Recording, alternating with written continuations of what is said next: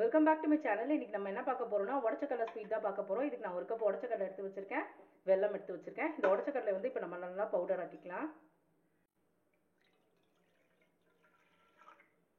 பாகு பதம்லாம் வர வேண்டாம், வெல்லம் கரைஞ்சா போதும் தண்ணியில. உங்க டேஸ்ட்டுக்கு ஏற்ற மாதிரி நீங்க வெல்லம் சேர்த்துக்கோங்க. நான் உடச்சக்கடலையை வந்து இந்த மாதிரி பவுடராக அரைச்சிட்டு வந்துட்டேன். நல்லா நைஸாக அரைச்சிக்கணும். வெல்லம் வந்து நல்லா கரையிட்டோம்.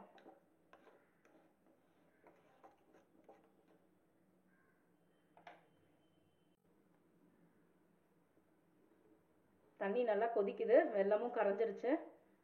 இந்த வெல்லம் சுத்தமாக இருக்குது, கல் மண் எதுவுமே இல்லை. நான் ஏற்கனவே யூஸ் பண்ணியிருக்கேன், அதனால நான் அப்படியே டைரெக்டாக சேர்த்துருக்கேன். இன்னும் நல்லா கொதிச்சதும் நம்ம இந்த பவுடர் இதில் கொஞ்சம் கொஞ்சமாக ஆட் பண்ணிக்கலாம். கொஞ்சம் கரையிட்டோம். வெல்லம் நல்லா கரைஞ்சிருச்சு. இப்போ இந்த ஸ்டேஜில் ஸ்டவ் வந்து சிம்மில் வச்சுட்டு நம்ம கொஞ்சம் கொஞ்சமாக உடச்சக்கடலை பவுடர் ஆட் பண்ணிக்கலாம்.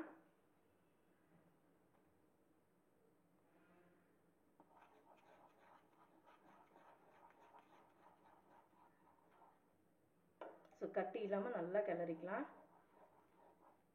லோ ஃப்ளேம்லேயே வைங்க ஸ்டவ்வை.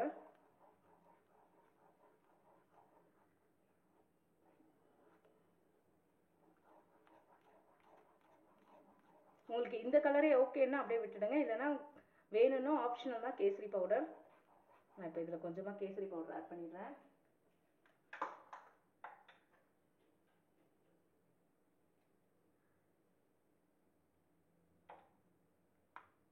இது ஆப்ஷனல் தான், பார்க்க கொஞ்சம் அழகாக இருக்கும் அல்வா மாதிரி. ஸோ ஸ்டவ்வை சிம்மில் வச்சுட்டு நல்லா கிளறி விடுங்க.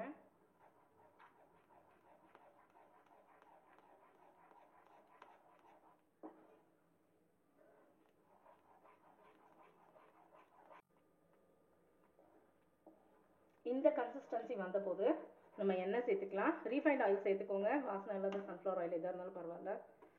இது லேட்டாக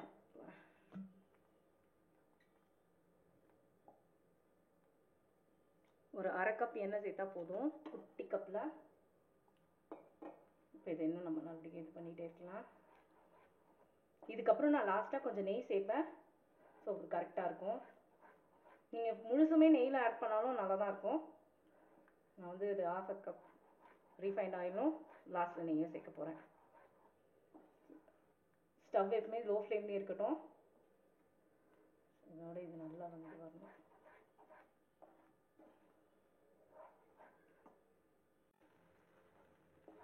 நல்லா லோ ஃப்ளேம்லேயே வச்சு இந்த கன்சிஸ்டன்சிக்கு எடுத்துருவாங்க. ஒட்டவே கூடாது, பார்த்துட்டு பாருங்கள். இந்த ஸ்டேஜில் நான் ஒரு ஸ்பூன் நெய் சேர்க்குறேன். கூடவே 3 ஏலக்காய் தட்டி வச்சுருந்தேன், அதையும் சேர்க்குறேன். தோலில் எடுத்துடலாம், இந்த வாயில் மாட்டோம்.